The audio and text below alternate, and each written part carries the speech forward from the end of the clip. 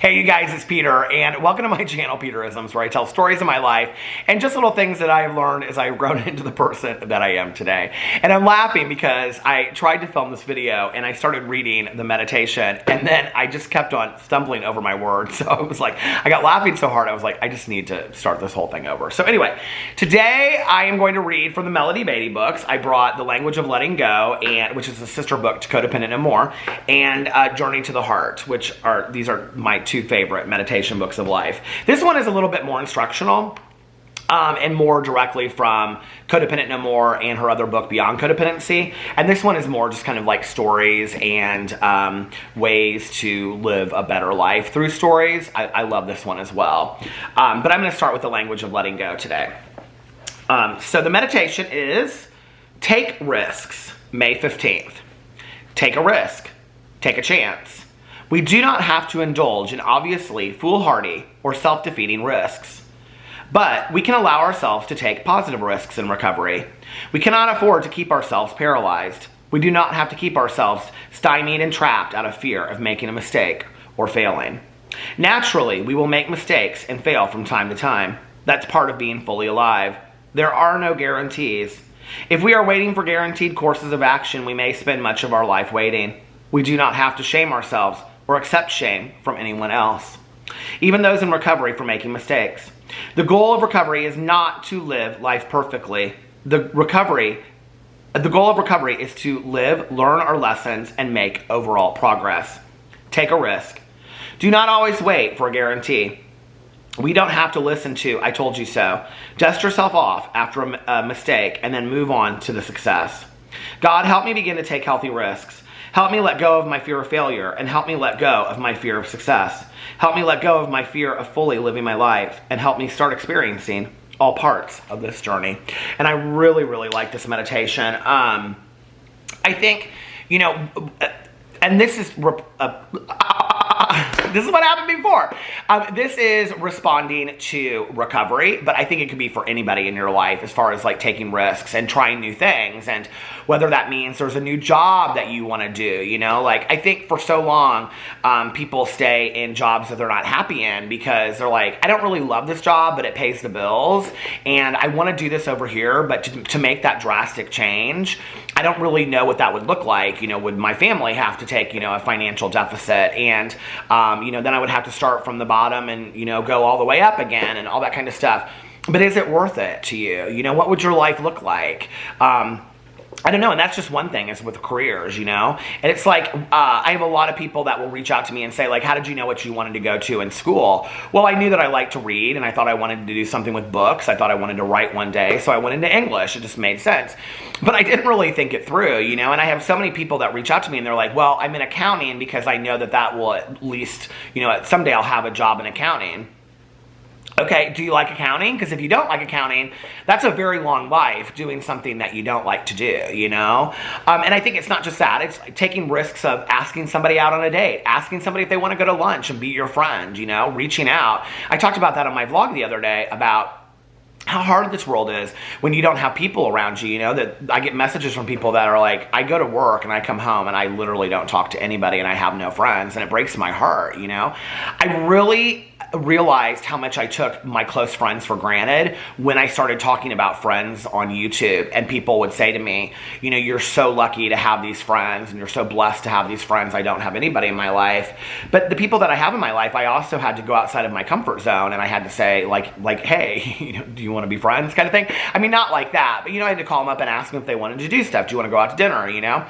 My friend Tanya, I share this story. I've shared a story a lot on this channel and other channels, that she was like, just stop by sometime, and finally I did, but I like drove by her kennel for like 2 weeks and like was scared to stop, and then finally I was just like, this is stupid, and I just pulled in and stopped.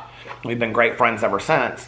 So you have to take risks in life, and what's the worst thing that's going to happen? You're going to find out, you're going to fail, and you're going to learn from that mistake, or you're going to mess up, I think we don't give ourselves enough credit from the ability to learn from our mistakes. I don't know about you and all, and I know there are going to be people out there that are going to, you know, jousting windmills, but are going to say, oh no, I learn more from success. I don't learn a lot from success. I learn more from my mistakes, you know?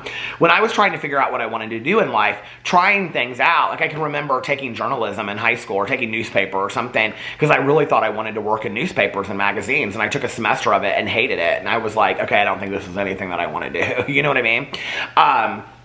And that was just like, that's just one example. But I think, you know, trying different things and seeing, you know, and then failing at some or making mistakes, and then we only learn from that, right? You know, when you think about athletics, like I grew up playing tennis, and I had coaches like my entire time growing up from like 5 years old on. And I don't remember looking back and becoming a good tennis player by winning every match. I remember it was the mistakes that my coaches would be like, you know, over and over and over. We're going to do this. We're going to do this. We're going to do this. We're going to, you know, practicing my serves and my backhand and all that kind of stuff to where it was better from the mistakes that I had made before. You know, it's like football teams when they go in and they watch, you know, the videos of the game back and they look at the mistakes that they made. I think we learn more from the mistakes that we've made in our lives and the successes. So if that's true, then the reality is we have to accept the fact that we're going to make some mistakes in life. We have to make mistakes. If we're going to grow as human beings, there have to be mistakes that we make, right? And there's nobody is perfect. This idea of, you know, I don't know, perfection out there in the world that other people expect, you know, is crazy to me. There is no such thing as perfection. So great meditation.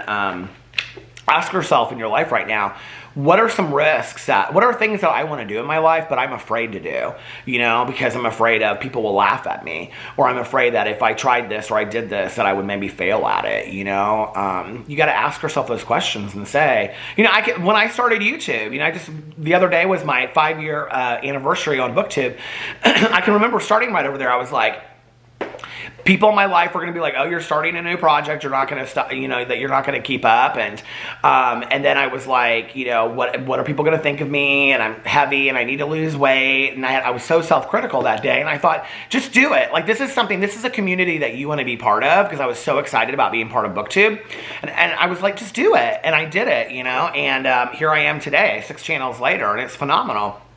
And I just have an amazing life as a result of taking some risks, you know? So ask yourself, what are you afraid to do? What is a healthy risk? I mean, I think that's the difference right there. It's what's the healthy risk, you know, that you've been wanting to do that you haven't done lately? You know, have you been wanting to sign up for the gym and you haven't gone? You know, like I have a fear of going back to the gym because I haven't been in so long, but I know I need to be there. Maybe a healthy risk for me would be stepping my butt back into the gym. You know what I mean? So it's like, ask yourself some of those questions.